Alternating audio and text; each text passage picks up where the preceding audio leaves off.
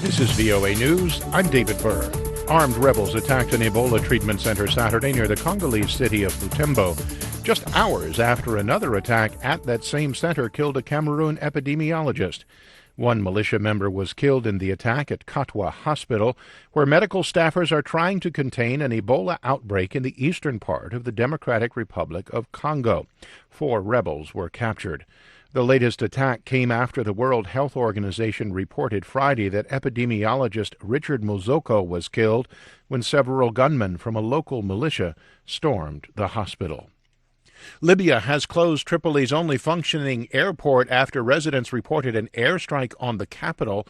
The airport's website said the Civilian Aviation Authority closed the airspace of the Mitiga airport until further notice for the sake of air security. It added that the airport had not been hit. Egyptians began 3 days of voting Saturday on constitutional amendments that would allow Egyptian President Abdel Fattah el-Sissi to stay in office until 2030. Edward Uranian reports. A smiling President Abdel Fattah el-Sissi cast his ballot as polling began Saturday morning in a 3-day referendum to make changes to Egypt's post-revolution constitution. Those changes will strengthen his hand over parts of the government and lengthen his term in office from 4 to 6 years. 62 million Egyptians are registered to vote of an estimated population of around 100 million. A large number of people could be seen at several polling stations in the center of Cairo, while others in outlying parts of the capital in Giza appeared to have a light turnout. Edward Uranian for VOA News, Cairo. For more, visit our website. This is VOA News.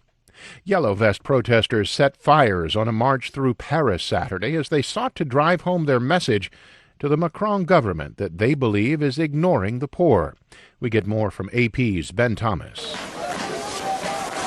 Tear gas hung in the air throughout the afternoon Saturday around the Place de la République in Paris. Radical protesters hurled paving stones and flares, attacked at least one boarded-up shop, and set fire to a few vehicles. Police repeatedly charged in an effort to contain the crowd. Associated Press reporters saw at least 2 journalists injured in the melee. Meanwhile, a separate, smaller crowd of yellow vests marched peacefully toward the cordoned-off neighborhood around Notre Dame. They're urging the French government not to forget the poor, even as it gathers millions to rebuild the fire-damaged cathedral. I'm Ben Thomas. Police in Northern Ireland have arrested 2 teenagers in connection with the fatal shooting of a journalist during rioting in the city of Londonderry.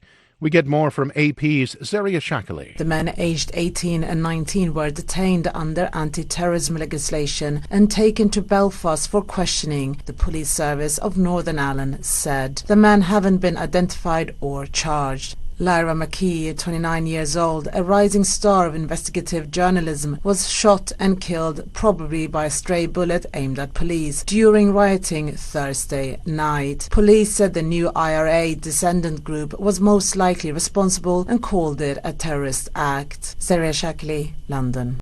Mourners marked 20 years Saturday since the mass shooting at Columbine High School in Colorado. AP correspondent Mike Gracia recounts the events of that day. It was a shocking event. The date was April 20th, 1999.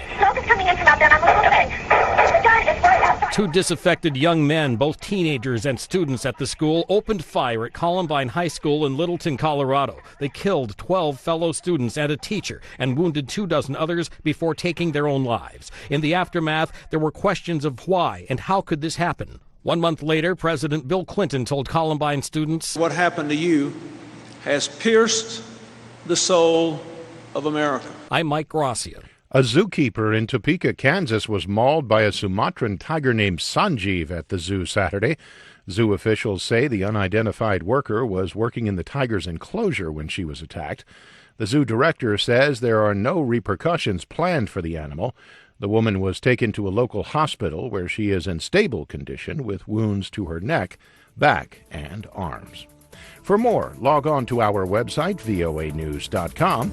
You can also follow us on the VOA mobile app. I'm David Byrd, VOA News.